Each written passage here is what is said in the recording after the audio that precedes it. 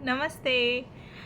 So I have decided कि मैं आप सबको आप सबकी न्यूमरोलॉजी और आप सबके ज़ोडिएक साइंस के अकॉर्डिंग आपके पर्सनालिटी टाइप्स रीड करने में हेल्प करूँगी। इवन मुझे खुद को बहुत इंटरेस्ट है टू रीड एवरीबडीज़ पर्सनालिटीज़। मैं जिनसे भी मिलती हूँ, जिनसे भी मेरा न्यू इंटरेक्शन होता है, I kind of have a habit कि मैं उनको उनकी पर्सनैलिटी के बेसिस पर जज करती हूँ टू नो कि उनका ज़ोडिएक साइन क्या है। क्योंकि आई बिलीव कि ओके ये कोई लाइक पत्थर की लकीर वाली चीज़ नहीं है, बट हम सब की पर्सनैलिटीज़ कहीं ना कहीं हमारे सन साइन और हमारे मून साइन से और हमारा जो भी बर्थ नंबर है बेसिकली जिसको हम मूलांक कहते हैं, उससे बहुत अफेक्ट होता है। सो दैट वे आज मैं स्टार्ट करूँगी नंबर्स का लीडर सूर्यदेव का नंबर विच इज़ नंबर 1। और वैसे भी ये साल भी नंबर 1 का ही है, 2026 का अगर हम टोटल करते हैं तो दैट काउंट्स टू 1। तो उसके बारे में हम बात करेंगे कि जो भी लोग नंबर 1 में फॉलो करते की कैटेगरी में फॉल करते हैं, मतलब जिनका बर्थडे 1, 10, 29 और किसी भी मंथ की इन डेट्स पे होता है, तो उनका क्या पर्सनालिटी टाइप होता है, क्या उनके पॉजिटिव्स हैं, क्या उनके नेगेटिव्स हैं, क्या चीज़ें उन्हें अवॉइड करनी चाहिए और क्या वो अपनी लाइफ में आउटलुक रखें तो बहुत सक्सेसफुल होंगे। So let's begin with the video. So जो नंबर 1 वाले हैं, होल्ड योर ब्रेथ, बहुत ही ज़्यादा, जैसे कि हम कहते हैं नंबर 1 सूर्य का नंबर है, तो लीडरशिप का नंबर है। और आपने ये बहुत वीडियोस में सुना होगा कि नंबर 1 वाले could be the best leaders. Even आप जितने भी बिलियनियर्स उठा के देखिए, most of them have their मूलांक 1, मतलब उनका बर्थडे जो है वो किसी भी मंथ की 1, 10, 29 इन डेट्स पे आता है।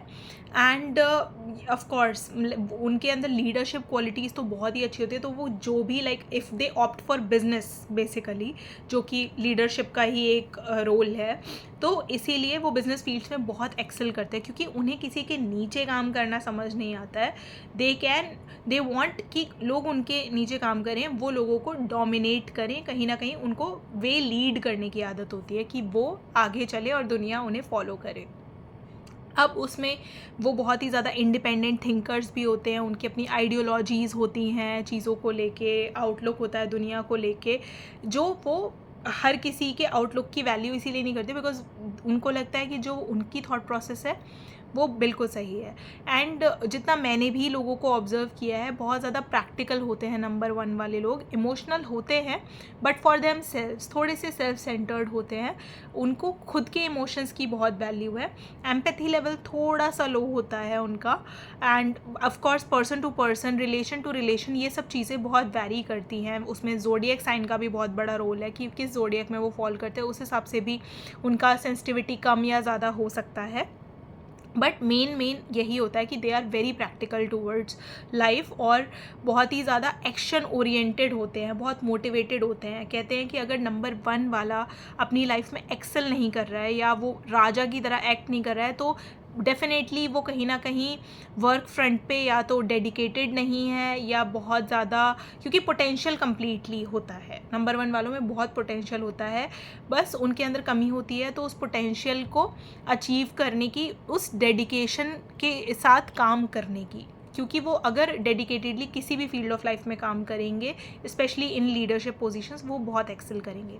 अब बात करते हैं कि चैलेंजेस क्या आते हैं। ये तो सारे गुड एस्पेक्ट्स हो गए। अब बात करते हैं कि उनको चैलेंजेस बेसिकली क्या आते हैं। क्योंकि डोमिनेंस का नंबर है और लीडरशिप का नंबर है, तो कई बार बहुत ही ज़्यादा एरोगेंट, वो डोमिनेंस और एरोगेंस का जो एक थिन लाइन है ना, वो क्रॉस कर देते हैं। तो एकदम से वो बॉसीनेस और ओवर डोमिनेंस होना, दूसरे को अपने आगे कुछ ना समझना, वो एक पार्ट थिन लाइन कब क्रॉस हो जाए पता नहीं लगता उन लोगों को। एंड ईगोइस्टिक हो जाते हैं एट टाइम्स, क्योंकि उनको लगता है कि जो उनका डिसीजन है, जो उनका आउटलुक है वही सही है, दूसरे का नहीं सही है। स्टबर्न बहुत होते हैं नंबर 1 वाले, बहुत ज़िद्दी होते हैं, रिजिड होते हैं अपने डिसीजंस को लेके, अपनी सोच को लेके बहुत ही कम लोग होते हैं जिनको वो आइडियलाइज़ करते हैं अपनी लाइफ में, जिनकी बातों को वो सुनते हैं और मानते भी हैं, वरना मोस्टली वो अपने डिसीजंस को ही मानते हैं, क्योंकि उनको लगता है कि जो वो सोच रहे हैं और जो उनका पर्सपेक्टिव है लाइफ के टुवर्ड्स वही सही है।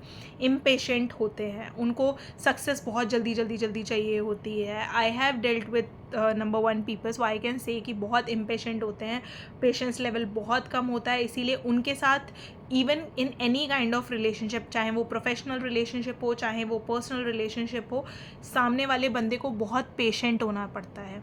प्लस बहुत इम्पल्सिव होते हैं, मतलब they can not handle failures well, क्योंकि एकदम से फेलियर आते हैं, उनका इम्पल्स एक्टिवेट होता है और इम्पल्सिव डिसीजंस भी एट टाइम्स लेते हैं, क्योंकि वो उस चीज़ को प्रोसेस नहीं कर पाते। फेलियर्स को प्रोसेस करना बहुत आसान नहीं होता है। अगर आप किसी राजा के लिए देखें, उसके लिए कोई बैटल हार जाना बहुत आसान नहीं होता है। उस बैटल की हार से सेटिस्फाई हो जाना तो आई डोंट थिंक कोई राजा ऐसा कर पाता है। सो इसीलिए, क्योंकि वो एक राजा का नंबर है, इसलिए इम्पल्सिव डिसीजंस लेना, पेशेंस ना होना, थोड़ा सेल्फ सेंटर्डनेस, जैसा मैंने आपको बोला कि सेल्फ सेंटर्ड होते हैं, ये सब उनकी एक नेगेटिव ट्रेड्स हैं। और जिस पे उन्हें काम करें अगर वो, तो जो उनका मेन फील्ड है जिसमें उन्हें एक्सेल करना है, और जितने भी आप लाइक बिलियनियर्स को उठा के देखें, मुकेश अंबानी जी या रतन टाटा जी, जिनका भी वो नंबर रहा है, तो उन सब के केस में आप देखो तो उन्होंने उस चीज़ पे कहीं ना कहीं अपनी पकड़ बनाई है। They have patience also in them and that's why they are excelling in their field. तो इसीलिए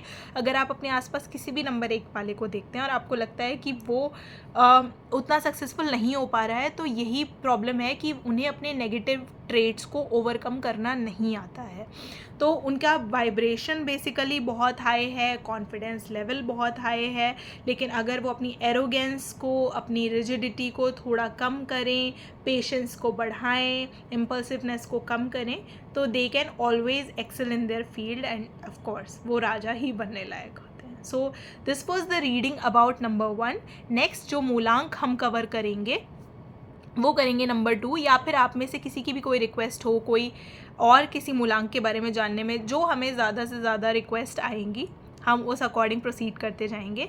एक बार ये मूलांक सीरीज़ 1 to 9 की फिनिश होगी, then I will move towards different zodiac science, कि आप किसी का भी जोडियक साइन यानी कि सन साइन जान के, सन साइन यानी कि किस मंथ में उस पर्सन का बर्थ हुआ है वो जान के उसकी पर्सनैलिटी को कैसे समझ सकते हैं। सो तब तक के लिए नमस्कार, टाटा, बाय बाय।